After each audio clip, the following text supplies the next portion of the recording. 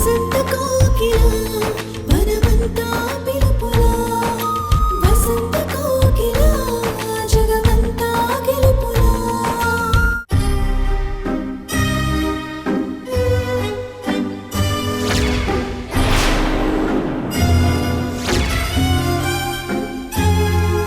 తన original character బయట పడకుండా మొదటి నుంచి నీతో అతి మంచితనం నటిస్తూ అతి వినయం చూపిస్తూ నిన్ను బుట్టలో పడేసుకున్నాడు. దివ్య చెప్పినట్టు బాబ్జీ అంత చీటర్ కాదు. అలాంటి వాడే అయితే ఎప్పుడో అడ్వాంటేజ్ తీసుకునేవాడు. మేబీ ఆ రాత్రి జరిగిన దానికి గిల్టీ ఫీల్తో ఉన్నాడేమో. అందుకే నన్ను అవాయిడ్ చేస్తున్నాడేమో.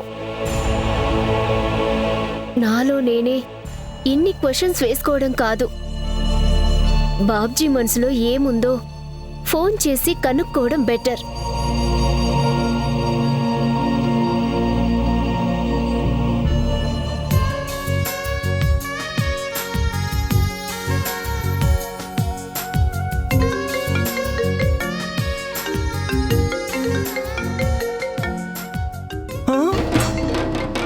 పండు ఏంటి ఇప్పుడు ఫోన్ చేస్తుంది? ఖచ్చితంగా ముంబై వెళ్లకుండా ఎందుకు అబద్ధం చెప్పావని అడుగుతుంది. అది కవర్ చేయడానికి ఇంకో అబద్ధం చెప్పాలి, నమ్మించడానికి కొత్త నాటకం ఆడాలి. ఇన్ని చేసే బదులు ఫోన్ లిఫ్ట్ చేయకుండా సైలెంట్ గా ఉండటమే బెటర్. ఫోన్ లిఫ్ట్ చేయి బాబ్జీ.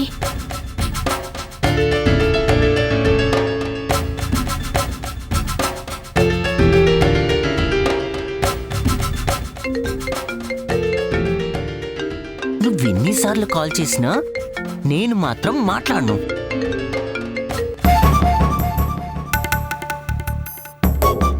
నువ్వు మాట్లాడకపోయినా నా మనసులో మాట నీకు తెలియాలి బాబ్జీ.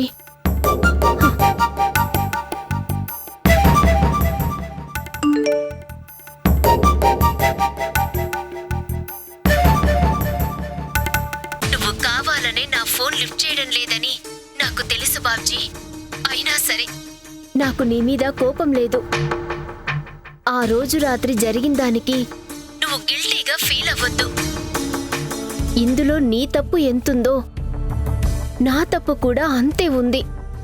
ఆ తప్పుకే నువ్వు నా మెళ్ళో తాళి కట్టు, అంతే చాలు. ఆ తర్వాత అంతా ఒప్పైపోతుంది. నిన్ను భర్తగా ఊహించుకున్నా నా కోరిక కూడా నెరవేరుతుంది. నువ్వు నాతో మాట్లాడకపోయినా నా మనసులో మాట వినాలని నేను వాయిస్ మెసేజ్ పంపిస్తున్నాను. ఈ రోజు రాత్రిలోగా నువ్వు రిప్లై పంపుతావని ఆశగా ఎదురు చూస్తాను. ఒకవేళ నీ నుంచి రిప్లై రాకపోతే నా నిర్ణయం నేను తీసుకోవాల్సి వస్తుంది. I love you Babji. Bye.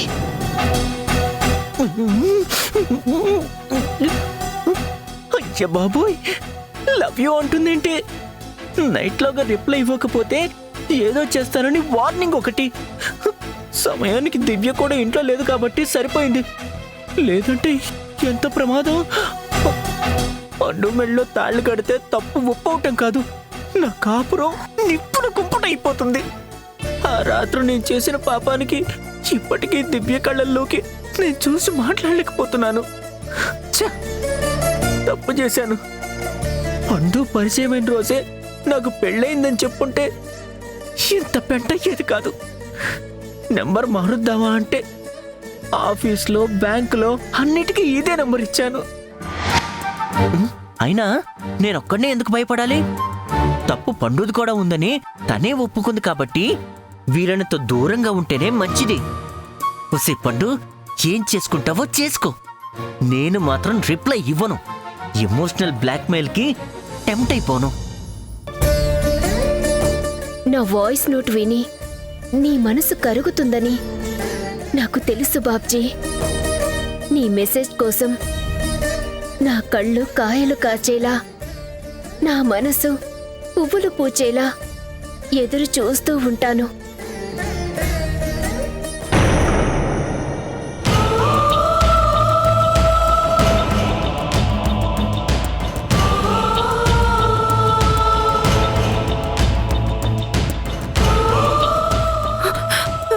ఏమండి?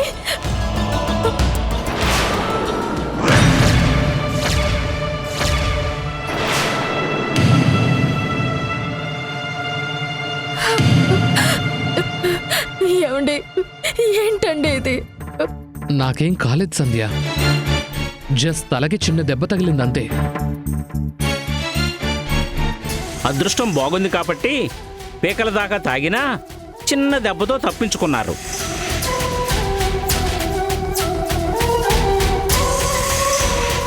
సమయానికి ఎస్ఐ గారు హాస్పిటల్కి తీసుకొచ్చారు కాబట్టి సరిపోయింది. లేదంటే బ్లడ్ లాస్ అయ్యి ప్రాణాలకే ప్రమాదం అయ్యేది. పదండి పదండమ్మా. మీరు తాగారా? అంటే అది ఏదో ఆఫీస్ టెన్షన్లో ఉండి కొంచెం తాగాను, ఎక్కువేం కాదు. డాక్టర్ చెప్పింది నేను వినలేదనుకున్నారా? అంతా నీ వల్లేరా విక్రమ్. మధ్యలో నేనేం చేశాను? రేపు మార్నింగ్ డిశ్చార్జ్ అయ్యి డైరెక్ట్గా ఇంటికి వెళ్ళేవాళ్ళం. అనవసరంగా వదినకు చెప్పావు. ఇప్పుడు చూడు, ఆ కోపం బాధ రెండు తట్టుకోవటం నా వల్ల కాదురా. అంటే ఇంట్లో మీకోసం ఎదురు చూసే మనిషి ఒకరుంటారని మర్చిపోయారా? మీరు రాకపోతే, ఫోన్ లిఫ్ట్ చేయకపోతే నేనెంత విలువెల్లాడిపోతానో మీకు తెలీదా? తెలుసు, కానీ నువ్వు ఇలా ఏడుస్తుంటే చూడడం నాకిష్టం ఉండదు సంధ్య. దానికి కారణం మీరే కదా. బా సంధ్య, నువ్వు భయపడేంతగా నాకేం కాలేదు కదా. అంతా దేవుడి దయ. హాస్పిటల్కి వచ్చేంత వరకు ఎంతమంది దేవుళ్ళకి మొక్కుకున్నానో నాకే తెలుసు. మా అన్నయ్య కోసమేనా వదినా?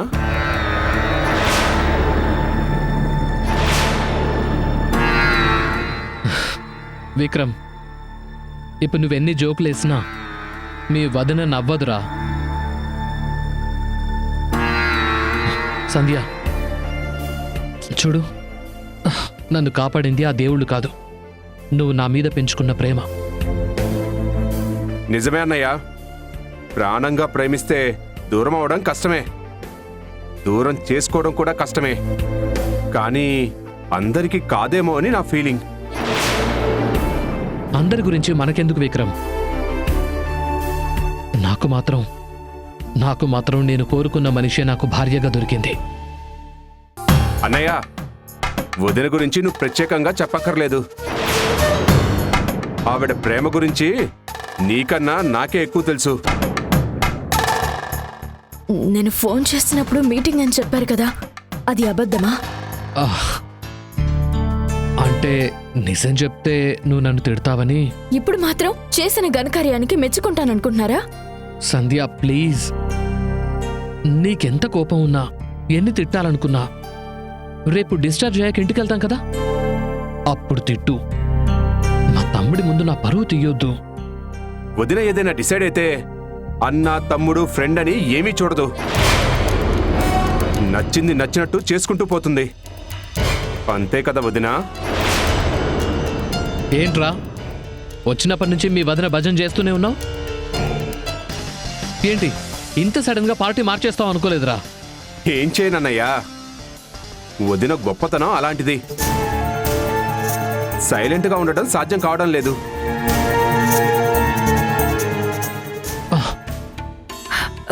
మీరేమైనా తిన్నారా? ఫుడ్ తీసుకొచ్చని చెప్పారా?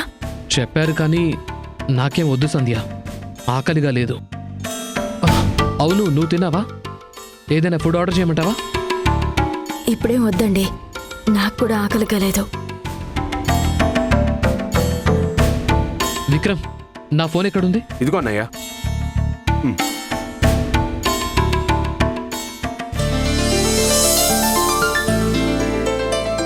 సంధ్య, నువ్వు సూర్య పోటీ పడి కాల్ చేశారా? మీ ఇద్దరు మిస్డ్ కాల్సే ఉన్నాయి. రే విక్రమ్, ఒకసారి సూర్యకి ఫోన్ చేసి హాస్పిటల్కి రమ్మని చెప్పు. ఇప్పుడు ఎందుకండి? మీరు కాసేపు రెస్ట్ తీసుకోండి, కావాలంటే రేపు పొద్దున మాట్లాడొచ్చు. ఇంకో గంటలో తెల్లారిపోతుంది వదినా. అన్నయ్య బెస్ట్ ఫ్రెండ్ కాబట్టి ఫోన్ చేసి విషయం చెప్పడమే మంచిది. అవును సంధ్య, నువ్వు నా కోసం ఎంత టెన్షన్ పడ్డావో సూర్య కూడా అంతే టెన్షన్గా నా కాల్ కోసం వెయిట్ చేస్తూ ఉంటాడు. విక్రమ్, నువ్వు ఒకసారి ఫోన్ చేయి. అన్నయ్య, నేను కాదు, వదిన చేస్తే ఇంకా బాగుంటుంది అనిపిస్తుంది.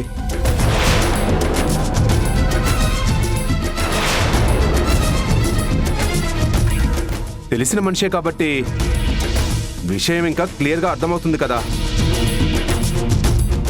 చేస్తావా వదినా? ఇదిగో.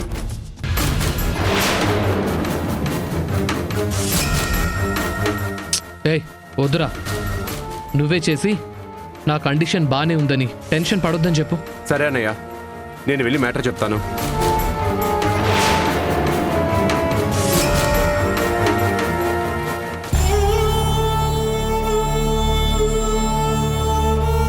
అబ్బా, ఎందుకు సంధ్య టెన్షన్? నేను బాగానే ఉన్నాను, నీతో నవ్వుతూ మాట్లాడుతున్నాను. రిలాక్స్డ్గా ఉండు. సరేనండి, మీరు కాసేపు రెస్ట్ తీసుకోండి, లేదంటే తలనొప్పి ఎక్కువ అవుతుంది.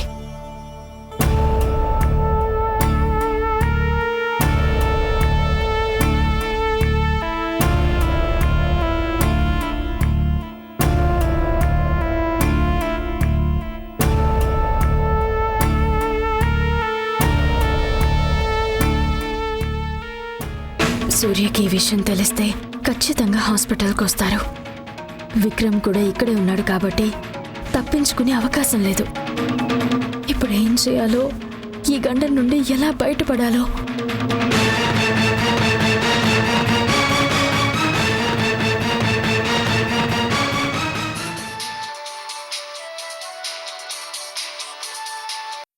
హలో ఆకాష్, ఏమైపోయావు? హలో సూర్య, నేను విక్రమ్, ఆకాష్ బ్రదర్ని. మీ అన్నయ్య నంబర్ నుండి నువ్వు కాల్ చేసావేంటి? ఆకాష్ ఎక్కడ? అన్నయ్యకి యాక్సిడెంట్ అయింది, హాస్పిటల్లో అడ్మిట్ అయ్యాడు. యాక్సిడెంటా? ఇప్పుడు ఎలా ఉన్నాడు? కంగారు పడాల్సింది ఏం లేదు, తలకి చిన్న దెబ్బ తగిలిందంతే. నీకు ఈ విషయం చెప్పమన్నాడు, అందుకే కాల్ చేశాను. వాళ్ళ వైఫ్కి ఇన్ఫార్మ్ చేసావా? బెస్ట్ ఫ్రెండ్ అనిపించుకున్నావు సూర్య. ఫస్ట్గా ఆవిడకే కాల్ చేశాను, హాస్పిటల్లోనే ఉన్నారు. సరే, నేను కూడా వస్తాను. యా షూర్, తొందరగా రా. హాస్పిటల్ లొకేషన్ కూడా పంపిస్తాను. సరే, పంపించు.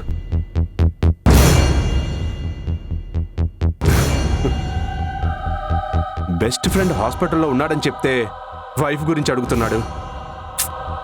ఇలాంటి వాళ్ళతో ఫ్రెండ్షిప్ చేసి అన్నయ్య ఫూల్ అవుతున్నాడు.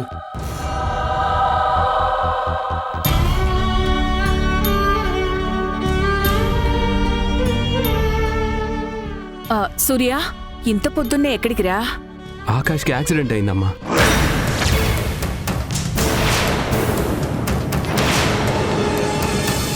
హాస్పిటల్లో ఉన్నాడంట, వాడిని చూడ్డానికి వెళ్తున్నాను. యాక్సిడెంటా? ఏమైందిరా? ఇప్పుడు ఎలా ఉన్నాడు? తలకి చిన్న దెబ్బ తగిలిందంట. వాళ్ళ తమ్ముడు ఫోన్ చేసి చెప్పాడు. హాస్పిటల్లో ఆకాష్ వైఫ్ సంధ్య ఒక్కతే ఉందంట. నేను కూడా వెళ్తే ఆకాష్ని చూసినట్టు ఉంటుంది, వాళ్ళ వైఫ్కి ధైర్యం చెప్పినట్టు ఉంటుంది కదా. ఆకాష్ వైఫ్ని ఇలాంటి కండిషన్లో మీట్ అవ్వాల్సి వస్తుందని నేను అస్సలు ఊహించలేదు. సూర్య, ఇప్పుడు నువ్వు వెళ్ళడం అవసరమా? ఏంటి నాన్న అలా మాట్లాడుతున్నారు? యాక్సిడెంట్ అయింది నా బెస్ట్ ఫ్రెండ్కి, వెళ్లకుండా ఎలా ఉంటాను? అంటే హాస్పిటల్లో ఆకాష్ భార్య ఉంది కదా, నువ్వు కాసేపు ఆగి ఆ తర్వాత వెళ్ళు. నేను ధైర్యం చెప్పడానికి వెళ్తానంటే వద్దు అంటున్నారేంటి? ఈ టైంలో అమ్మాయిని ఒంటరిగా వదిలేయటం అంత మంచిది కాదు. అసలే ఆకాష్ అంటే తనెంతో ప్రాణంగా చూసుకుంటుంది, చిన్న గాయమైనా తట్టుకోలేదు. అలాంటిది హాస్పిటల్ బెడ్ మీద చూసి ఎంత బాధపడుతుందో ఏంటో. పెద్ద ప్రమాదం ఏం కాదు అంటున్నావు కదా, కాసేపు ఆగితే నీతో పాటు మేం కూడా వస్తాం. అవునరా, ముగ్గురం కలిసి వెళ్ళొచ్చు. కావాలంటే ఒకసారి ఫోన్ చేసి మాట్లాడు. ఏమైంది మీ ఇద్దరికి? నా ఫ్రెండ్ హాస్పిటల్లో ఉన్నాడంటే నన్ను వెళ్ళనివ్వకుండా ఎందుకు అడ్డుపడుతున్నారు అసలు? నేనేమన్నా చిన్నపిల్లానా లేక చైనా యుద్ధానికి వెళ్తున్నానా? నాకేదైనా జరిగి హాస్పిటల్లో అడ్మిట్ అయితే ఆకాష్ రాకుండా ఉంటాడా? మీకు ఆకాష్ని చూడాలనుంటే తర్వాత రండి, కలిసి వచ్చేద్దాం. అంతేకాని నన్ను మాత్రం వెళ్ళొద్దని చెప్పకండి. అరే సూర్య, అది కాదురా. సూర్య, ఏంటండి వీడు ఎంత చెప్పినా వినకుండా వెళ్ళిపోతున్నాడు? మీరు వెంటనే సంధ్యకి ఫోన్ చేసి ఈ విషయం చెప్పండి.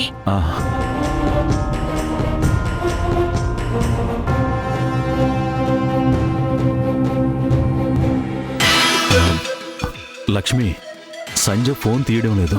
అయ్యో, మళ్ళీ ఒకసారి ట్రై చేయండి.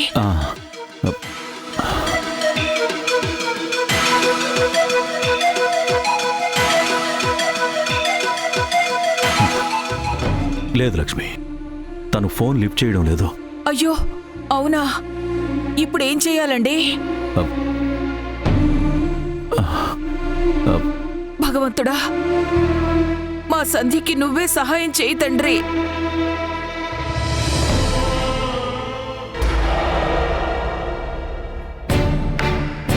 అన్నయ్య, నీ ఫ్రెండ్ ఇంకో 15 మినిట్స్లో వచ్చేస్తాడు. ఇక్కడికి రావద్దని చెప్పలేకపోయావా?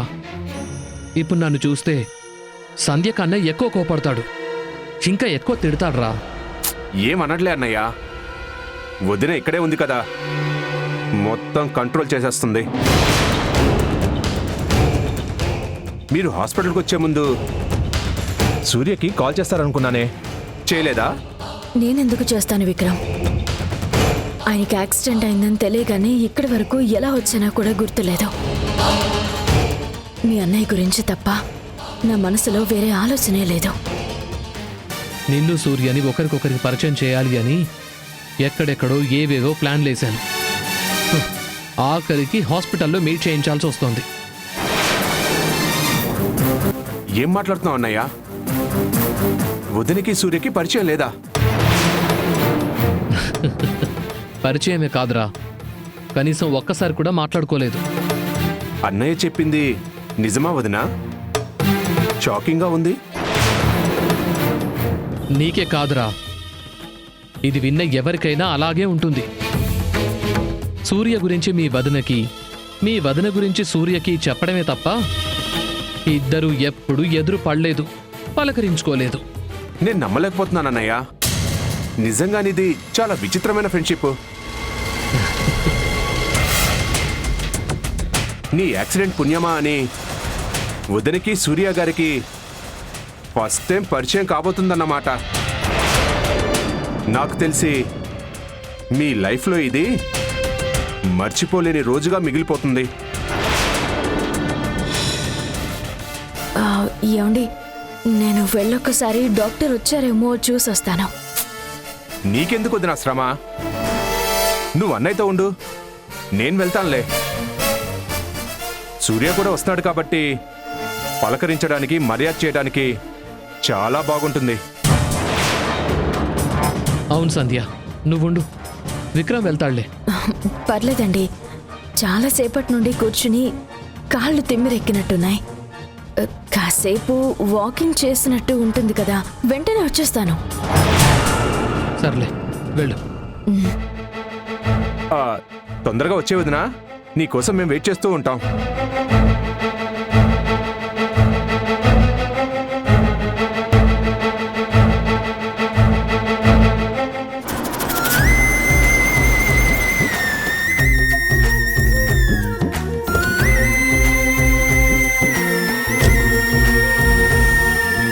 నింగి సాక్షి నీల సాక్షి కంగుముడులు వేసేరే,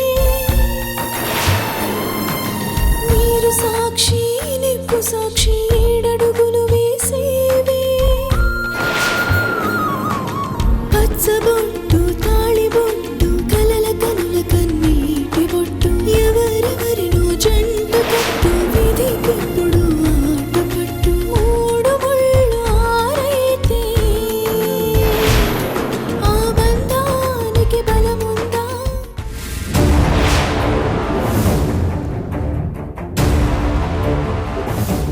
ఆకాష్, సూర్య రా. బుద్ధుందా లేదా నీకు? నువ్వు బార్లో నుండి కాల్ చేసినప్పుడే వస్తానని చెప్పాను. అయినా సరే పెద్ద హీరోలా ఏం అవసరం లేదని పొగరుగా సమాధానం చెప్పావు. ఇప్పుడు చూడు ఏమైందో. ఏమైంది సూర్య? నేను బానే ఉన్నాను. జస్ట్ చిన్న దెబ్బ తగిలితే హాస్పిటల్కి వచ్చాను కాబట్టి నాకు పెద్ద కట్టు కట్టారు అంతే. Nothing to worry. ఏంటి నథింగ్? నీతో వచ్చిన ప్రాబ్లమే ఇది. ఏది సీరియస్గా తీసుకోవా? అదృష్టాన్ని అడ్వాంటేజ్గా తీసుకోవడం బాగా అలవాటైపోయింది నీకు. కొంచెం కూడా కామన్ సెన్స్ లేదు. మీ తమ్ముడు ఎంత పోలీస్ అయితే మాత్రం డ్రంక్ అండ్ డ్రైవ్ నేరం అని తెలీదా? కనీసం నువ్వైనా చెప్పాలి కదా విక్రమ్. డ్రంక్ అండ్ డ్రైవ్ కన్నా దారుణాలు చాలానే ఉన్నాయి. వాటిని క్షమించినప్పుడు ఇదొక లెక్క అని మా అన్నయ్య అడుగుతాడేమో అని నేను చెప్పలేదు. ఇంతకీ మీ వైఫ్ ఎక్కడా? డాక్టర్ వచ్చారేమో చూసొస్తానని వెళ్ళింది సూర్య. ఆమె ఎలా ఉంది? ఓకేనా? నీలానే కోపం బాధ రెండూ చూపించి ఆ తర్వాత కూల్ అయింది.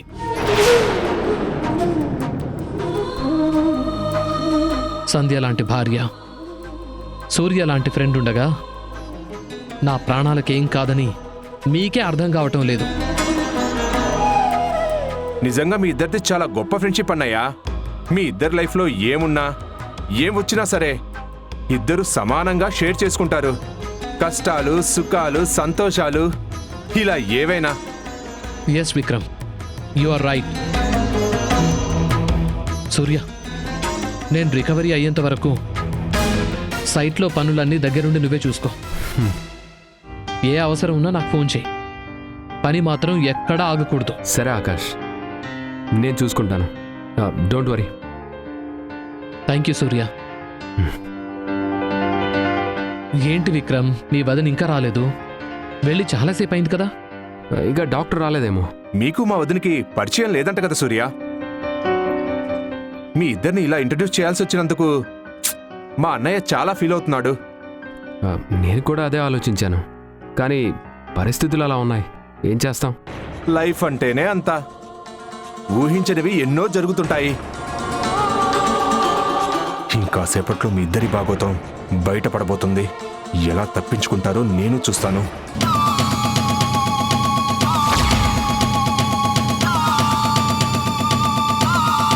మా అన్నయ్య వైఫ్ పరిచయం లేదంటే చాలా ఆశ్చర్యంగా ఉంది. ఇందులో ఆశ్చర్యమే ఉంది?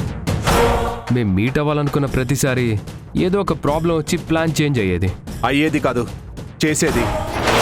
ఏంటి? ఏం లేదు, ఈరోజు కూడా మీట్ అవ్వడం మిస్ అయ్యారు అంటున్నాను.